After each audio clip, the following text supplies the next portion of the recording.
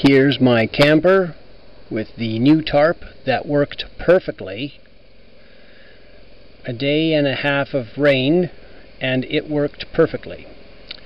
Now let's go in, test my new Kodak Mini, and look at my scooter, which is warming up.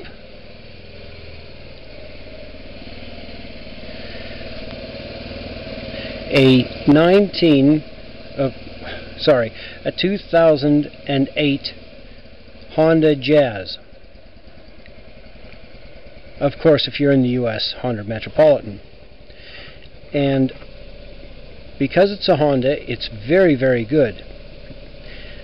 But unfortunately, the Honda shop, Riverside Honda in St. Albert, well, it had been sitting around since 2008 at the least, and it wasn't running really well. So after a few hundred kilometers, I told them, and they said, well, the carburetor's probably gummed up because it's been sitting for 3 years.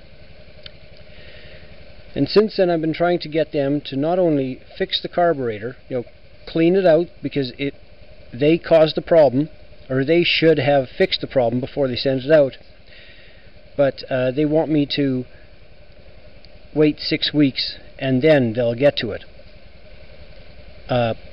It's a brand new bike, just like a month old, under warranty, and I feel since it was their problem, they should say, okay, you don't have to wait, we'll work you in a few days and get this fixed up, since it was their problem. But they refused to. So in the meantime, I purchased a 2002 Honda Jazz as a parts bike. It doesn't run, but I get parts, and not only that, I can learn to do things like clean out the carburetor.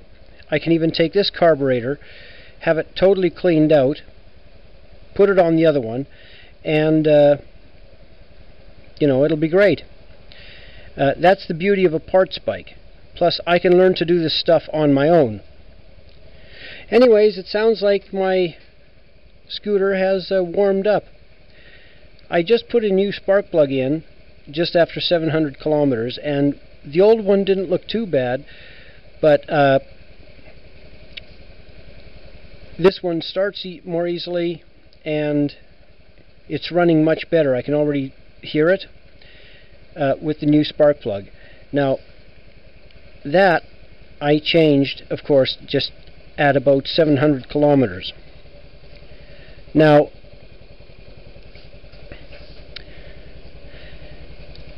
it's fine. Buying and changing spark plugs is the owner's responsibility. But once again, since it has been sitting for 3 years, I don't know, but a spark plug should not be, black and malfunctioning within 700 kilometers. So once again, these are little things that they should have looked after before they sent it out. Anyways, let's go for a ride.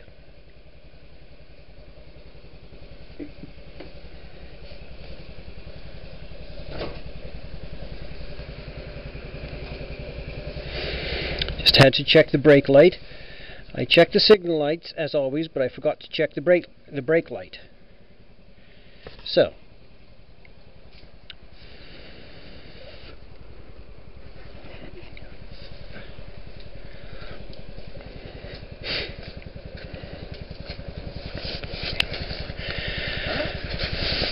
I'll just close the garage door.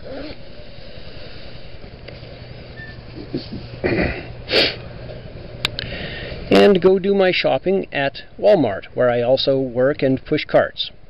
Anyways, let's test out this thing with the new plug at 739 kilometers.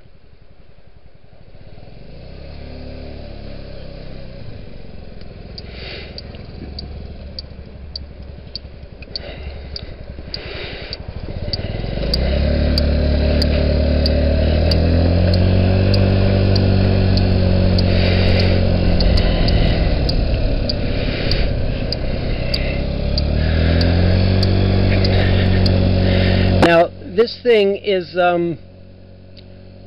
it points down a bit because of the way my face shield is. I will try to fix that in time, but for right now, when it is safe, I'll just lean my head back.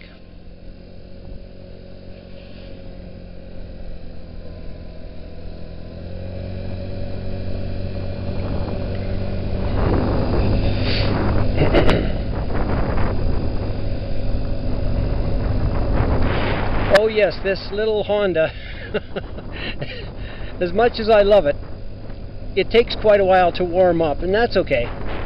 But it also takes about a kilometer or two before it'll get anywhere near 50 kilometers an hour.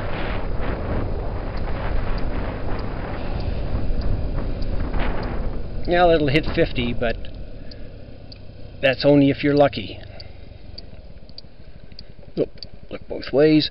Now mind you, once it's warmed up and has a bit of a run, then it's really pretty nice. Not as peppy as it should be, but definitely a nice little bike.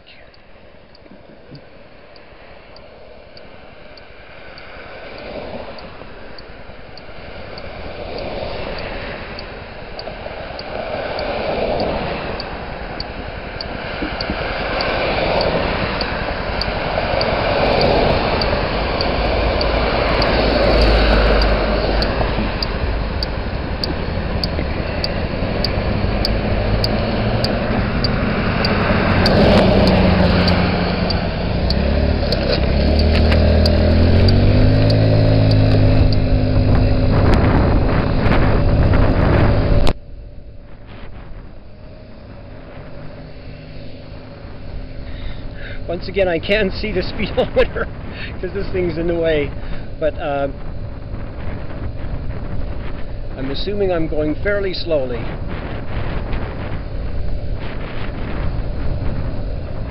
There.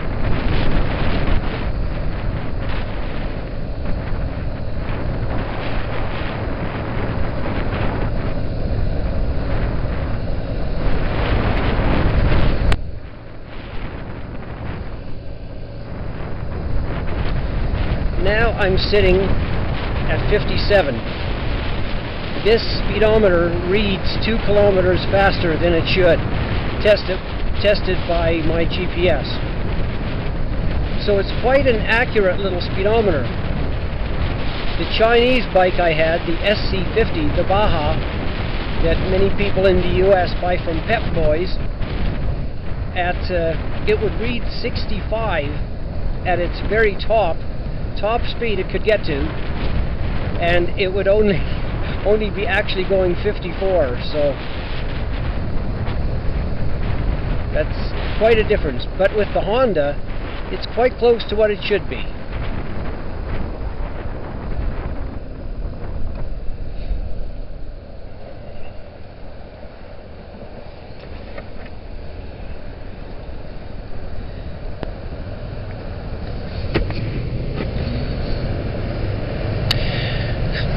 Now, I tried tilting my helmet back to let you see more of what's in front of me, but then of course it raised the camera and covered my field of view, so, you know. Nope, here we go. Now let's see what we are at the end of this. Ah, now we're back to speed. You see, what this used to do in the first after the break, the first 200 or 300 kilometers after the break-in, going across an intersection, I would hit on the speedometer just about 30 kilometers an hour. Then once it started, you know, being poopy, I would hit 20 kilometers an hour.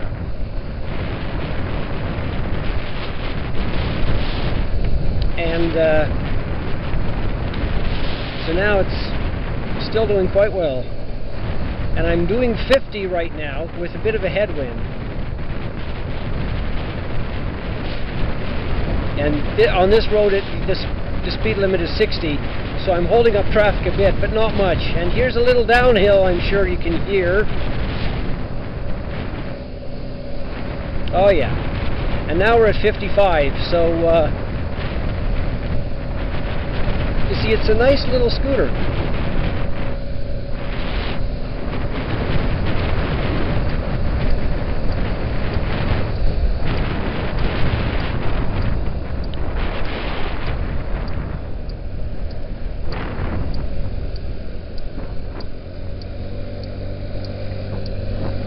Always remember to shoulder check.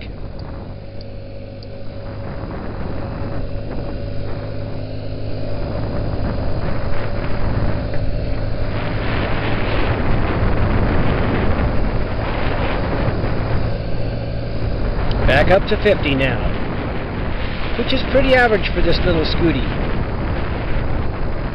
It gets up to 20 very quickly, and then 30 also quite quickly. But 30 to 50 takes a while. And then of course 50 to 60 just takes well, 50 to 55, 57 takes quite a bit. Now, on a perfect day on the flat with no wind, I have hit 60. But that's on a good day.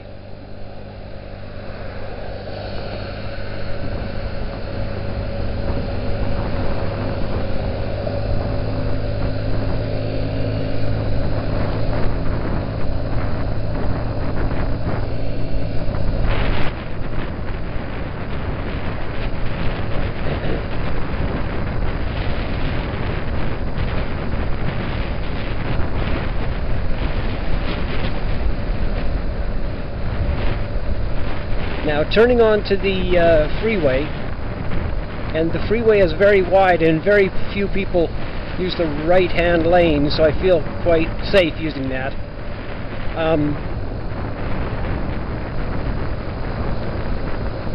I should just make a left-hand turn, but I don't like left-hand turns. They're very dangerous. So I usually try to make a series of right-hand turns and going straight through. Oh, there you go. Didn't even see me.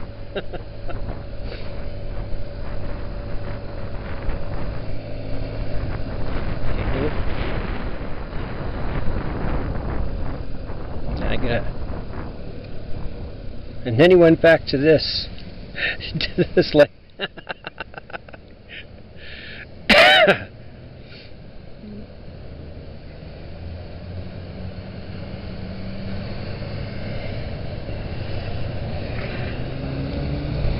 Now I don't know if you can see this, but we're at 743 kilometers.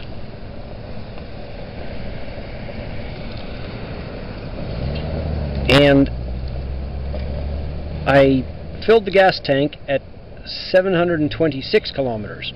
So, new tank of gas. Oh, and the old tank I filled, or the fill up before this, I filled it at Safeway. And after filling, I read on their pump they have ethanol, which of course absorbs water, and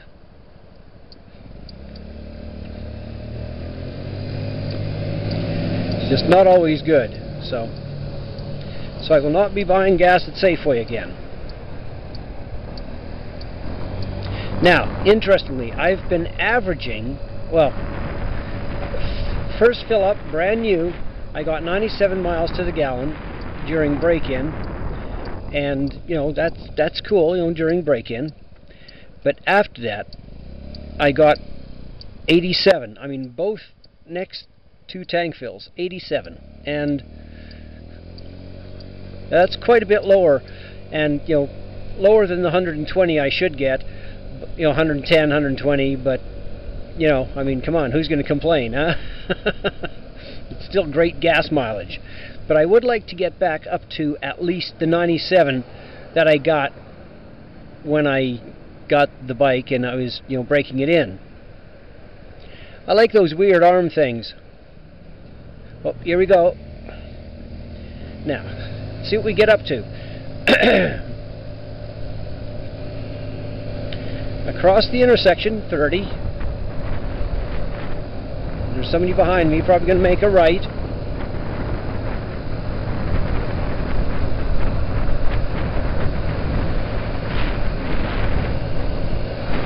Now, closing in on 50. See, it does take a while. Well, 48 right now. A bit of a headwind. We might not get past like 55, but I can hear the engine winding up, so yep. At 52 or 53.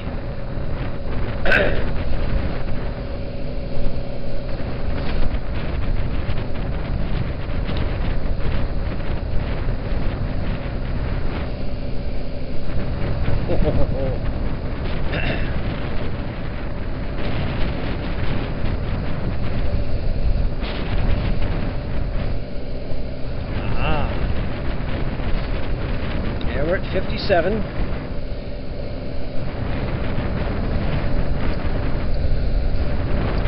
We had so much snow this year and there were so many rocks on the road that I didn't realize there was this turning lane. Slow down.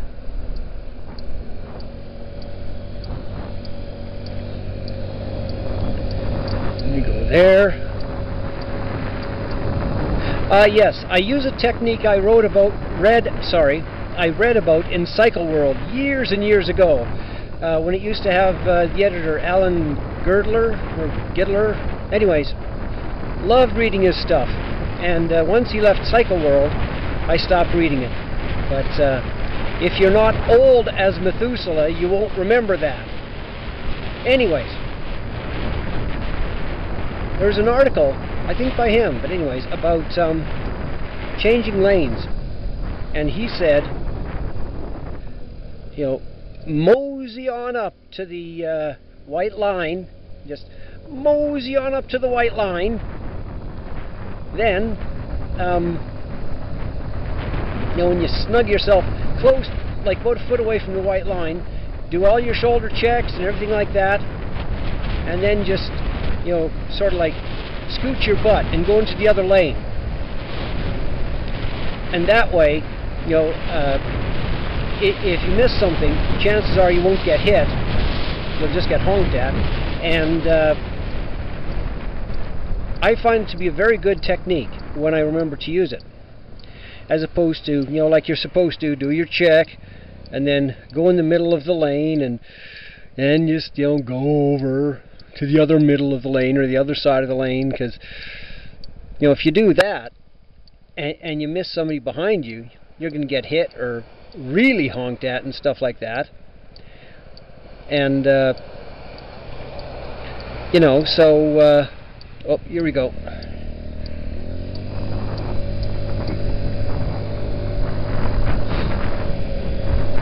So I find that a very good technique. Here, I'll demonstrate. You're beside. Now, check, go over. There. To go back, check, go over. You see? So you're not moving that much. So if I did not see a car behind me or beside me, I, you know, would probably just piss off the driver instead of becoming a hood ornament.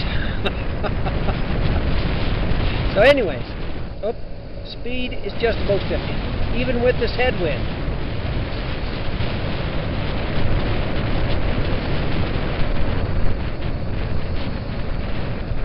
But anyways, we're getting close to Wal-Mart, so it's going to be good.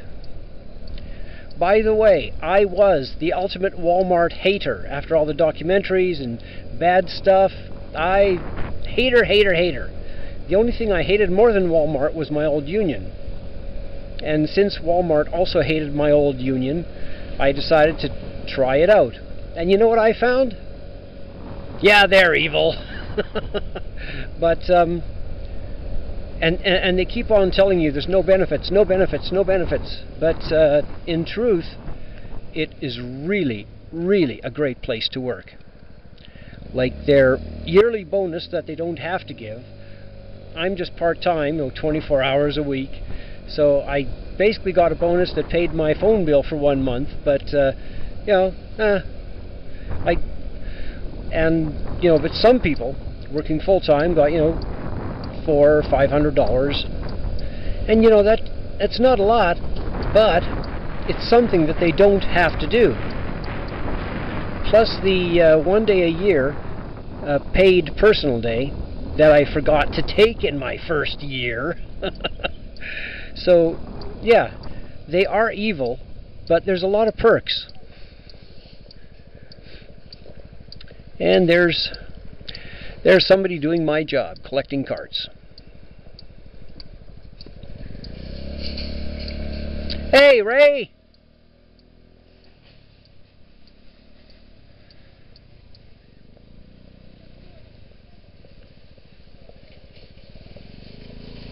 There. Yeah. Amazed by this powerhouse. I'm amazed it can get out of its own way.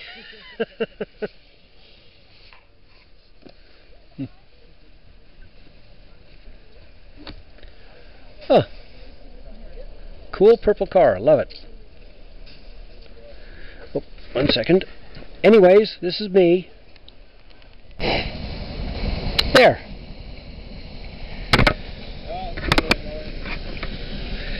Yeah, but at least I get good video.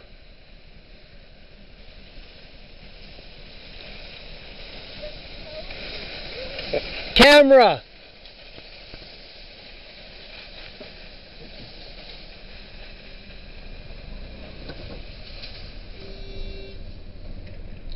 Thank you. See you later.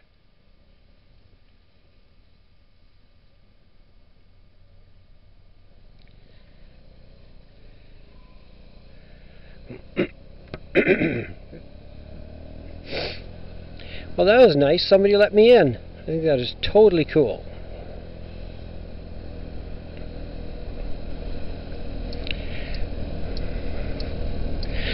I think I've been spoiled by working nights here. Afternoons were so busy last year, and I've forgotten about that. Anyways, let's go.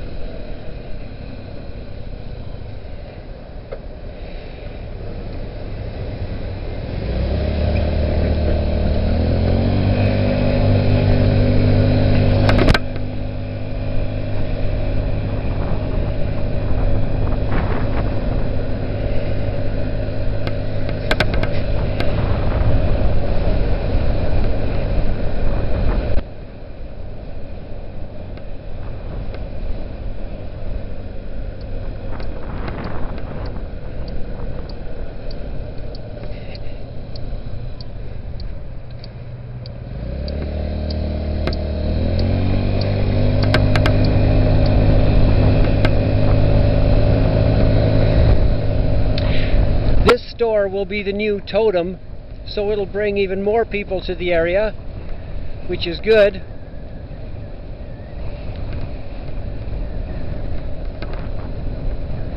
So yes, times are still very, very tough, but fortunately in Alberta we're slightly insulated, and well, I have work.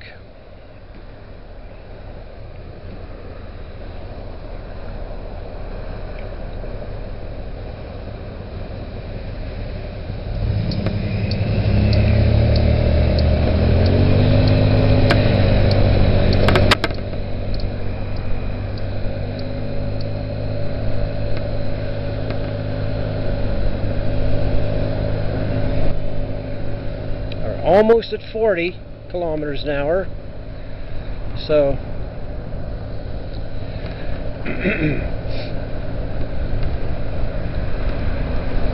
So the new spark plug has made quite a difference.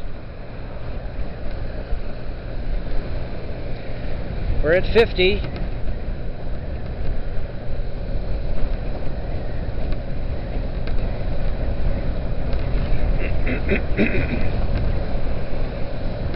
$55.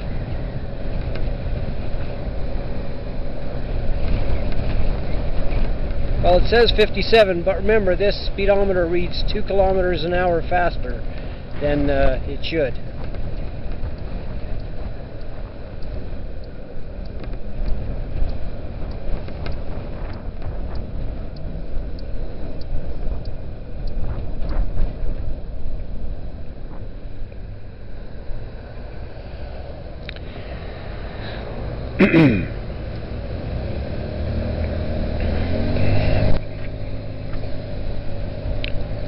Now once again, I'm not going to make a left-hand turn when I get down to the 95th Avenue where I have to turn. I'm going to make a right-hand turn and, you know, go around, because when you're small, when you ride something that is small and slow, you can't always, you know, sometimes you have to do things differently. I miss the power of ordinary motorcycles being able to, 57, being able to keep up with traffic. But there is something minimalistic and quite fun about, you know, having to do with less, having to make do with less power. Ooh, slow down. So I will turn here.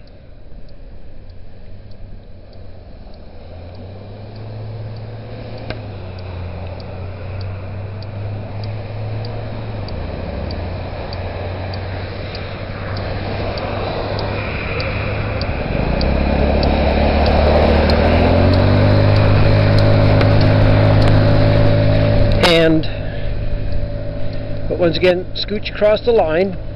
That really works for changing lanes. It has saved my butt a few times.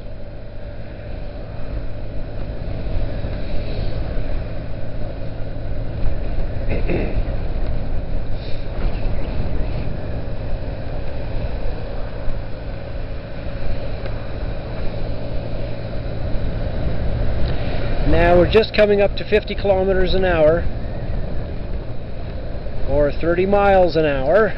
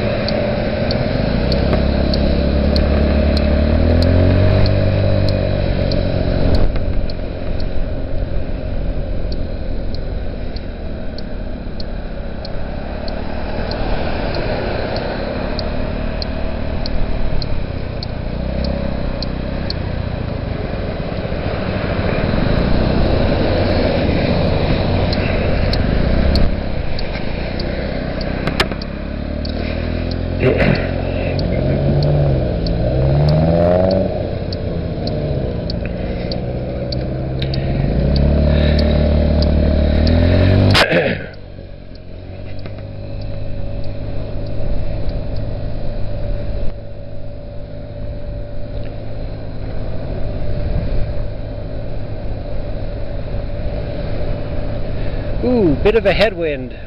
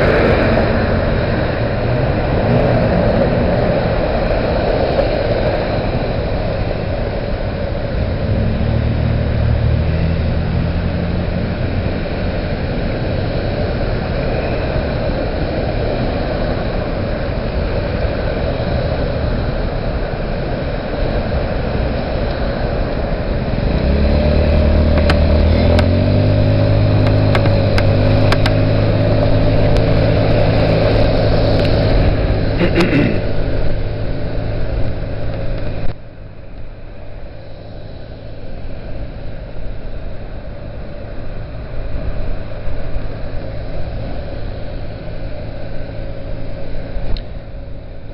passing 45, coming up to 50. There, 50.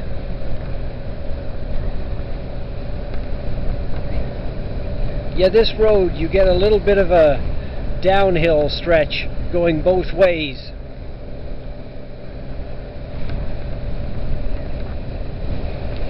Going at about 56, 57.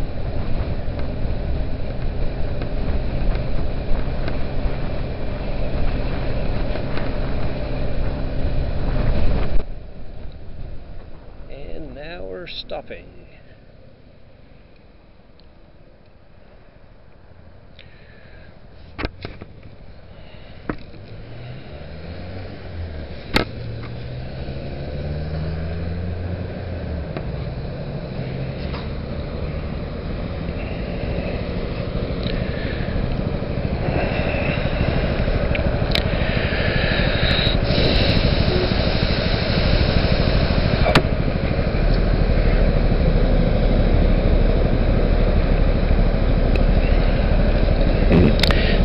Just under 752 kilometers.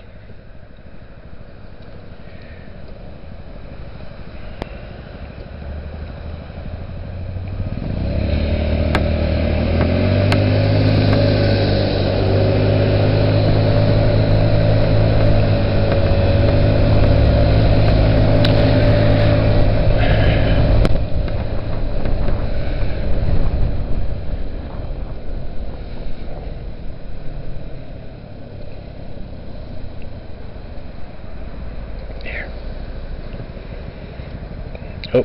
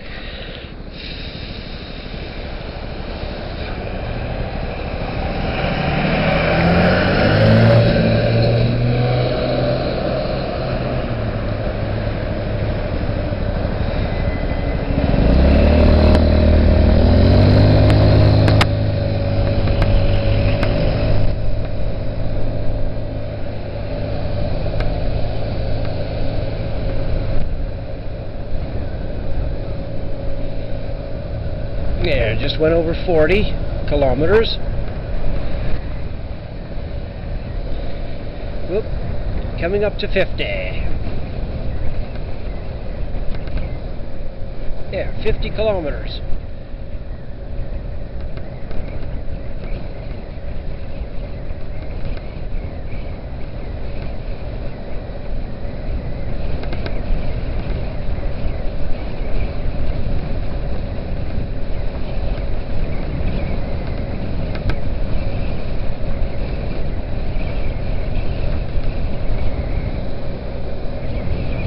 55.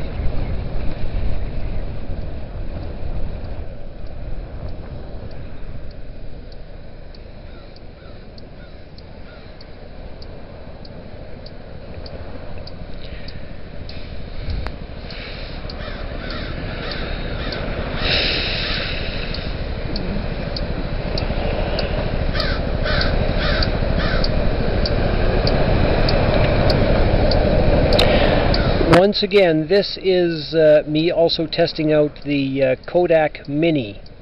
You can see a lot of people unboxing it online. By the way, mine did not work in the beginning. It was brand new, it was plugged in, it would not charge or anything.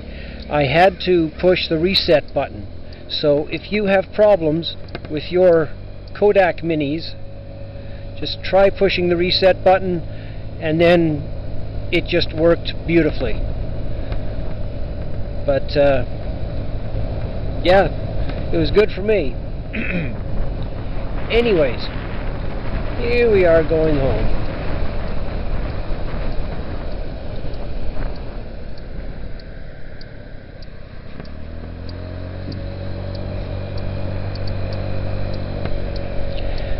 And there, of course, is my camper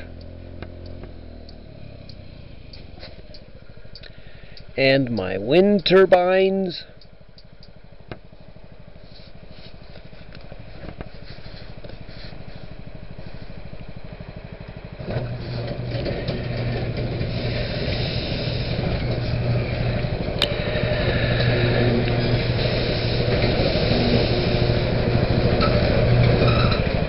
And my parts bike.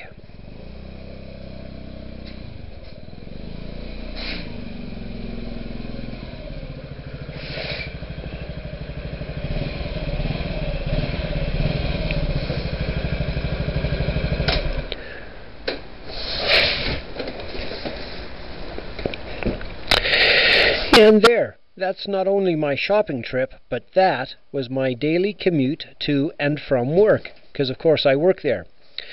Anyways, I hope you enjoy this boring video, and catch you later.